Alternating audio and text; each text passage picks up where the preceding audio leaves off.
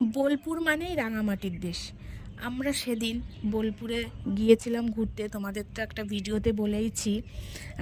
এর আগের দিন ছিল সৃজনী শিল্পগ্রাম, আর এটা হচ্ছে রবীন্দ্রনাথের মিউজিয়াম আর বাড়ি।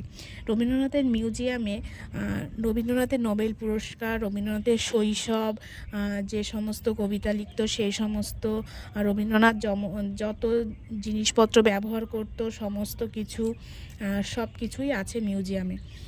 আর এখানে না অনেক ফুল ফুটেছে, দেখো ফুলগুলো দেখে এত ভালো লাগছিল। আর এটা হচ্ছে রবীন্দ্রনাথের গাড়ি, রবীন্দ্রনাথ যে গাড়িটায় করে মানে চলাফেরা করতো। আর এই সাদা বাড়িটা হচ্ছে রবীন্দ্রনাথের প্রথম বাড়ি। এইটা হচ্ছে একটা বাড়ি, এই যে একটা বাড়ি, এই বাড়িটার নাম পুনশ্চ। এই যে একটা বাড়ি, এই বাড়িটার নাম হচ্ছে উদিসি। মানে যে কটা বাড়ি বানিয়েছিল সব কটা বাড়ির তার একটা নিজস্ব নাম দিয়েছিলেন উনি।